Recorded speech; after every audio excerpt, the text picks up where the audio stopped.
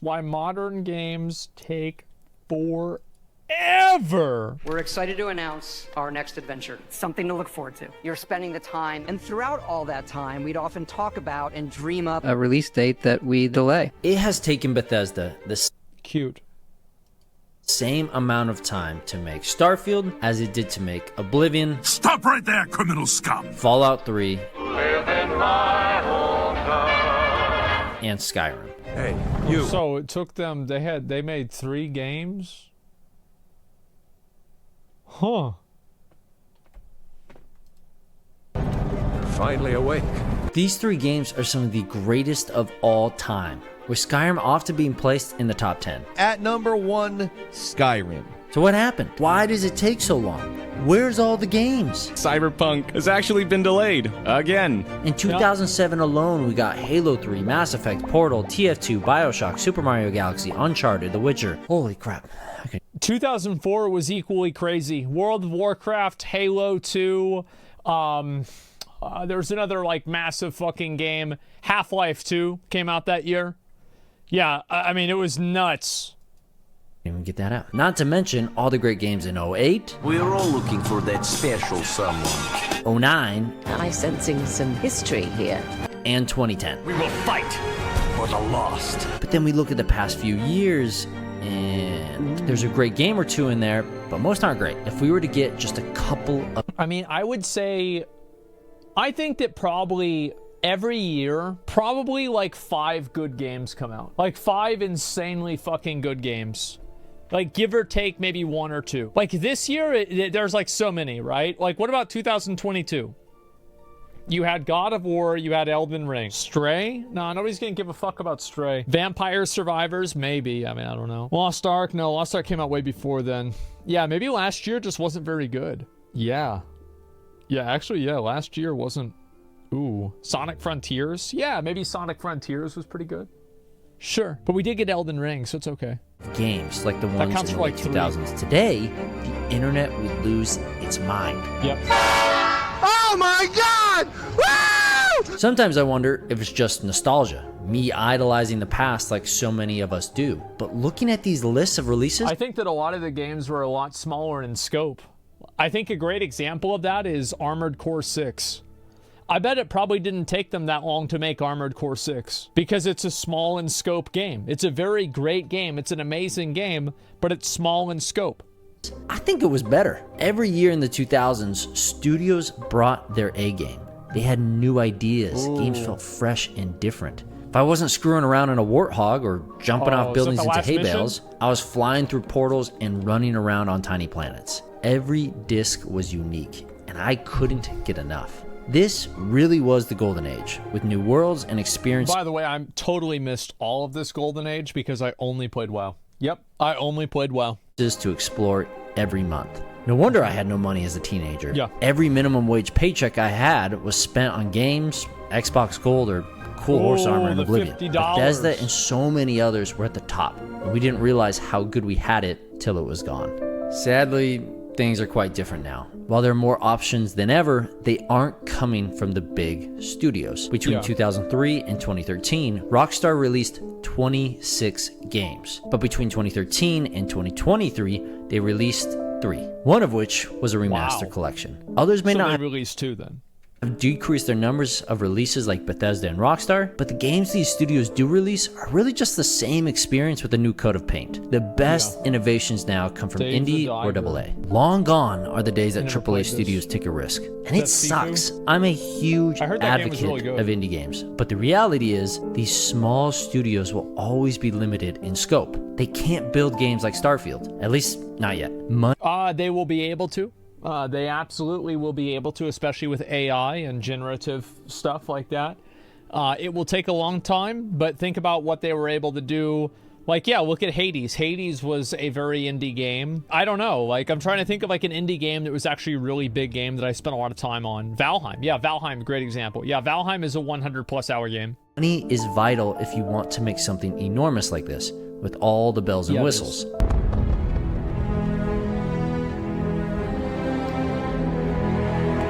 We need both the Starfields and the Stardews. We need the companies that shaped the golden age to make more games again and not be hot garbage. The problem is, as the gaming market has grown, expanding faster than any other entertainment sector, AAA experiences have become bloated, focused more on technology, specs, and map sizes. Mine are bigger than yours. I mean, Fallout... Yeah, nobody gives a fuck about this kind of stuff. Like, that's why, like, I was such a simp for Armored Core 6, is Armored Core 6 felt like a game that came out on the GameCube. You know what, it felt like a game that came out on the 360.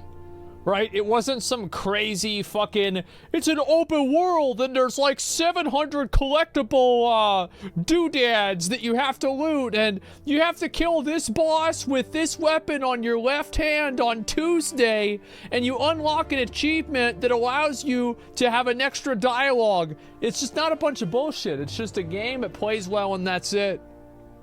It was a literal video game. Yes, it was a literal video game. It was great. Damage to close, damage to far. How close is close? How far is far? Well, you're going to have to find out. Fallout 4 was bigger than Fallout 3, and Fallout 76 was 4 times bigger than Fallout 4, but 76 at release was about as fun as watching paint dry. The focus of Bethesda is bigger worlds and impressive graphics to wow players into purchasing. The question of the studio became, how big can we make this game to wow the player, not how can we make this game fun for the player. You remember the guy, actually this is a really good thing I remember, is like, remember that one dude that was talking about how Baldur's Gate 3 set really high expectations for video games? He was like the guy with the glasses, he had like dark skin, like, remember him, right? Yeah. He actually talked about this exact thing. That games now, they don't want to... Yeah, Xavier, yeah. He talked about this exact fucking problem. Entered the age of the spectacle, where it's more important that people perceive value than receive value. Yeah. And I'm going to repeat that real quick because I really want to drive this home. It's more important that people perceive value than receive value. Now, why is this? I'm going to explain why, okay?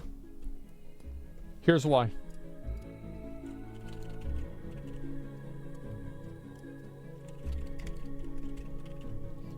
That's why. It's because whenever you buy something, you are perceiving value, and whenever you receive value, well, they already have your fucking money. So what's the important thing about that? That's what it is, yep.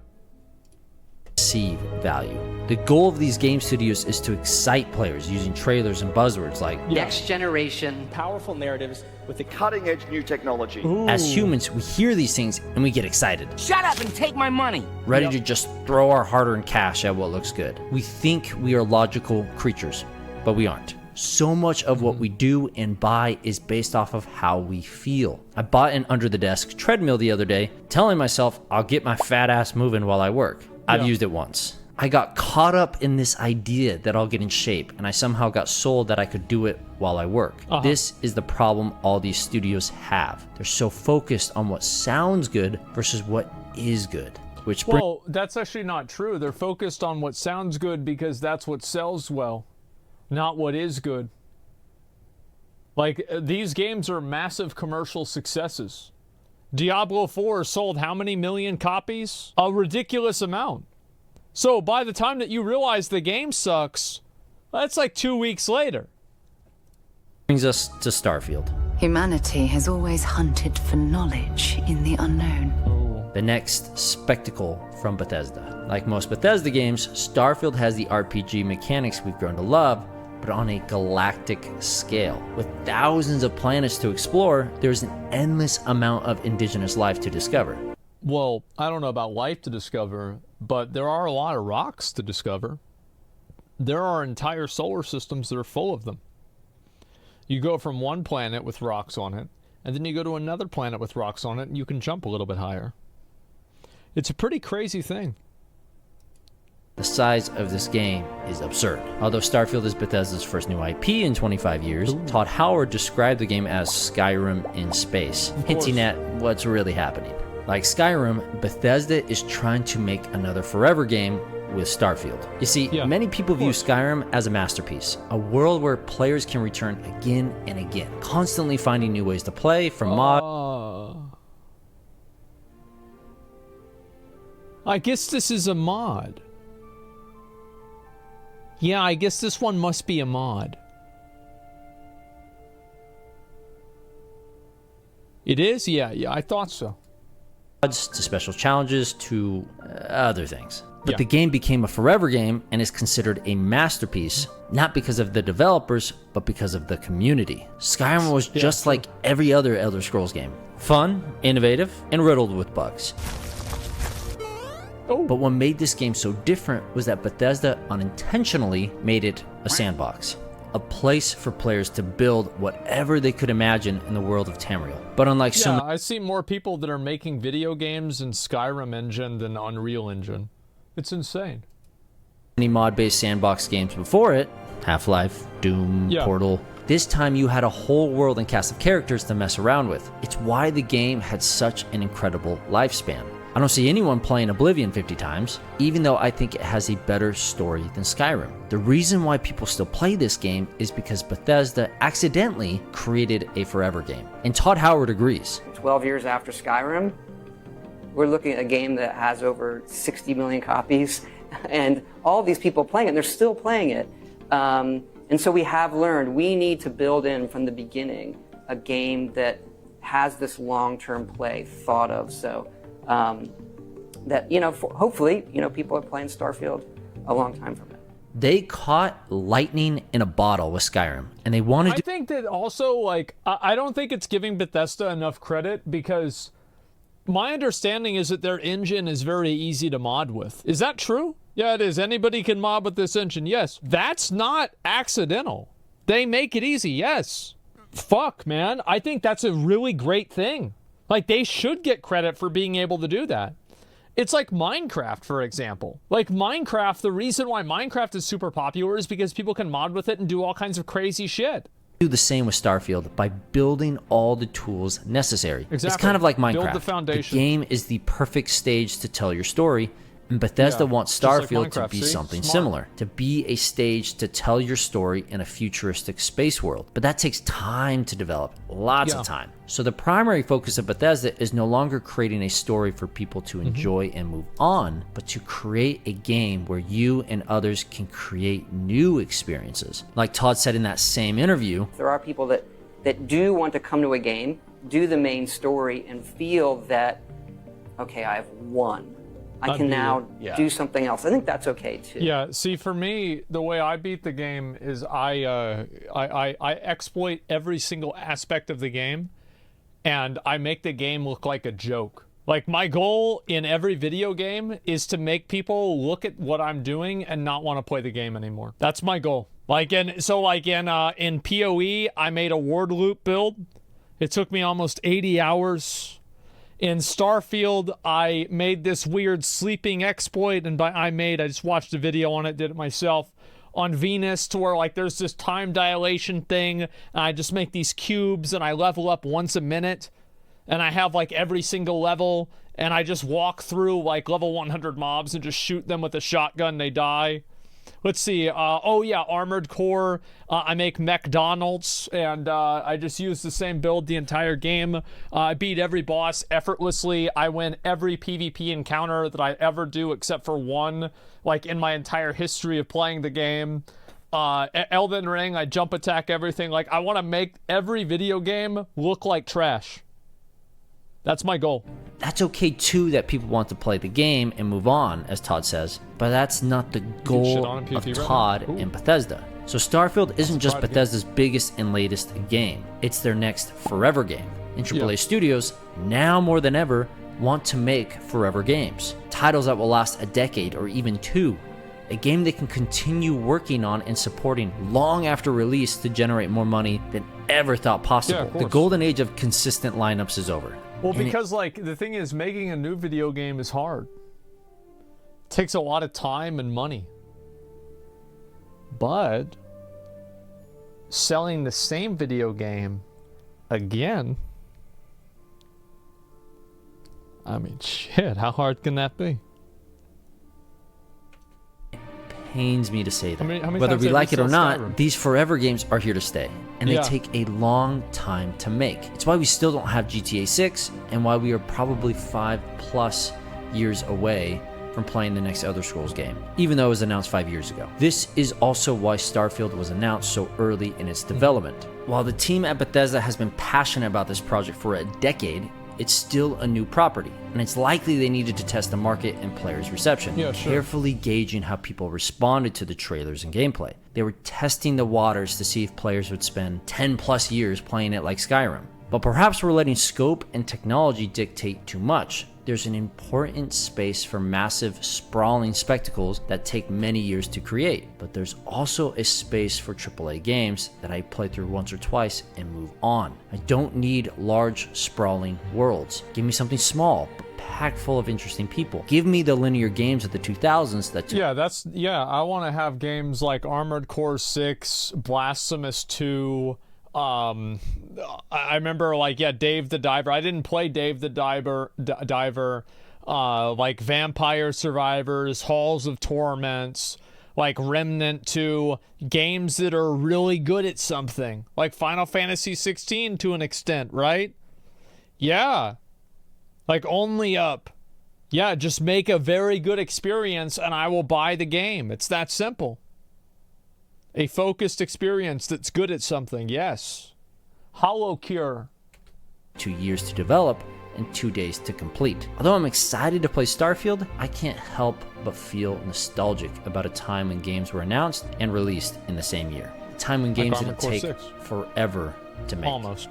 This week's indie game highlight is Slime Rancher. Do you want to play something that is the definition of chill? Yeah, A I've seen farming this. sim that's focused on breeding slime, and Slime Rancher is the game for you. The art style is fun, and the music is wonderful. I'd highly suggest this game if you're looking for a relaxing experience. And don't forget, if you have any game suggestions for our next video, check out our Discord to determine what game we should feature next. I should probably focus more on like playing indie games and like looking at the games and just like going through. Maybe like each day. We're excited to announce. I could try to play like 10 indie games. 10 new indie games and just try them out and see what that actually be a really good idea. But anyway, yeah, I think this is true. Like these development studios are just trying to find like this massive new big game that they can monetize over and over and over for the next 10 years. I think every single company wants to do what Bethesda did with Skyrim. Oh, it's another year? Well, it's another Skyrim. And this time you can get a helmet that's gray instead of the helmet that's white. And that's it. And this is what they do, man.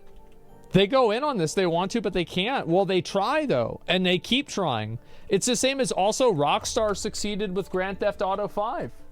Like, there are a number of these success metrics. I think this is a good video. It's a very good point that he brings up, is that they just make so much more money doing this. And also, like, again, people perceive like these massive big games as being worth the price tag.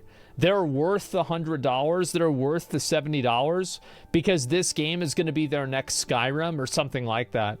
Whereas I think that for some people, they don't want to buy a new game every year for $60 from a company because maybe they wouldn't want to do that. But whenever you nickel and dime people with microtransactions and battle passes, it seems a little bit more palpable.